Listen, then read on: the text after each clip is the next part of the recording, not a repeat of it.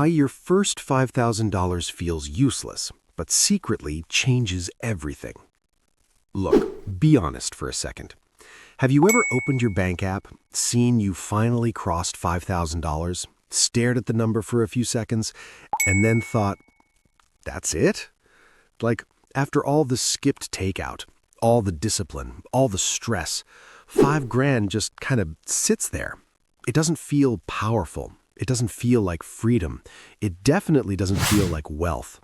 And meanwhile, rent is still due, groceries are still expensive, your car still makes that weird noise, and you're thinking, what exactly did this change? If that thought has ever crossed your mind, this video is for you. Because here's the thing. Your first $5,000 feels useless, not because it is useless, but because you don't yet see what it unlocks. And once you understand that, your entire relationship with money shifts.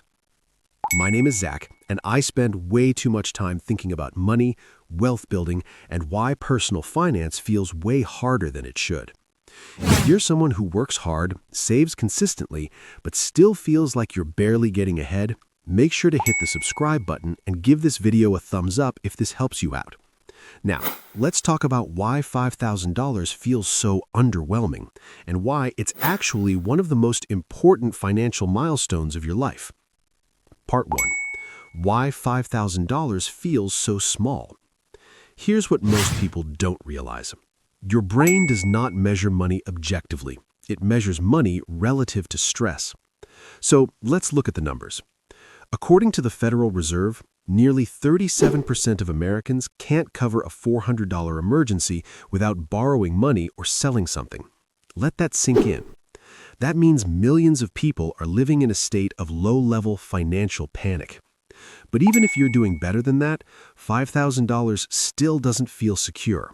Why? Because $5,000 doesn't buy lifestyle upgrades. It doesn't replace your income. It doesn't let you quit your job. It doesn't dramatically change how you live. So your brain says, this doesn't matter. But that reaction is exactly why most people stay broke. Part 2. The nothing changed illusion. Now, you might be thinking, okay, Zach, but practically speaking, nothing did change. And yeah, on the surface, that's true. You still wake up for work, pay the same bills, live in the same place, stress about the same stuff. But here's the analogy I want you to remember. Saving your first $5,000 is like building the foundation of a house. You don't stand on a foundation and go, wow, this is an amazing house. You say, why does this look like nothing? But without it, everything collapses. Part 3. What $5,000 actually does that you can't see. This is where it gets really interesting. $5,000 doesn't change your lifestyle. It changes your decision-making, and that is far more powerful. Let me explain. 1. $5,000 buys you time, not stuff. Imagine your monthly expenses are $2,500. That means $5,000 gives you 2 full months of breathing room. That's 2 months where you don't panic if work slows down, you don't accept bad treatment immediately, you don't swipe a credit card out of fear. And psychologically, that's massive. Studies from the APA show that financial stress directly reduces decision quality. People under money stress take worse risks, avoid long-term planning, and overvalue short-term relief. So the moment you hit $5,000, your brain quietly shifts from survival mode to strategy mode. You may not feel rich, but you are no longer desperate. Part 4. Why most people never get past $5,000. Here's the uncomfortable truth. Most people hit $3,000, then $4,000, then $5,000, and then they stall. Why? Because the emotional payoff doesn't match the effort. There's no celebration, no dramatic change, no validation. So people unconsciously think, why am I even doing this?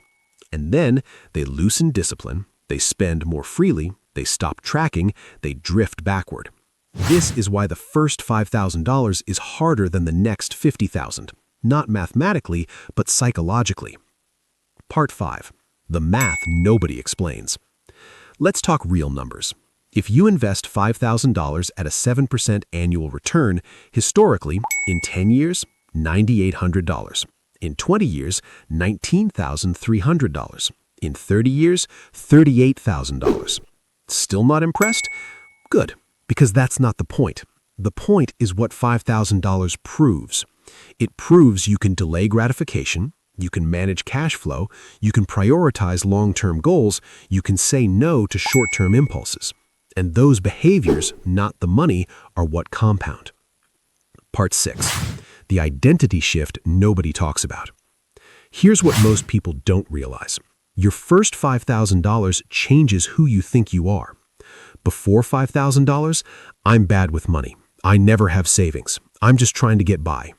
After $5,000, I'm someone who saves. I can build momentum. I don't live paycheck to paycheck. That identity shift is subtle but permanent. Psychologists call this self-signaling, when your past actions change your future behavior. Once you see yourself as a saver, your decisions automatically improve. Part 7. Why $5,000 feels useless right before it matters most. Look, this part is important. Every major financial breakthrough feels pointless right before it compounds. The gym feels useless before results show. Learning feels useless before mastery. Saving feels useless before momentum. But once momentum starts, everything accelerates. The second $5,000 is faster. The third is easier. The fourth feels inevitable. Because now, emergencies don't reset you. Unexpected expenses don't derail you. Opportunities don't scare you. Part 8. What to do immediately after you hit $5,000. Action steps matter, so here's exactly what to do. Step 1. Lock it away. Put it in a high-yield savings account, not your checking account, not your investing account. This is your financial shock absorber. Step 2. Don't inflate your lifestyle. This is where people mess up. $5,000 is not permission to upgrade. It's protection from going backward. Step 3. Set the next target, $10,000. Your brain needs the next mountain. Momentum loves direction. Part 9. Why everything changes after this stage. Once you have $5,000, you stop fearing small emergencies. You start thinking about investing. You stop obsessing over every dollar. You start planning instead of reacting. That's when wealth building actually begins. Not at 100,000, not at 1 million. It begins the moment money stops controlling your emotions. Final motivation and call to action. Look, I know $5,000 doesn't feel impressive, but neither does laying bricks when you're building a house. And yet, skip the foundation and nothing stands. If you've hit $5,000 or you're close, don't quit now. You're at the exact point where most people turn back. And if you haven't hit it yet, now you know why it matters. If this video helped shift how you see money, hit the like button. It genuinely helps the channel. Subscribe if you want more honest conversations about building wealth without the fake hype. And remember this, the money doesn't change you. The habits that built it already did. I'll see you in the next one.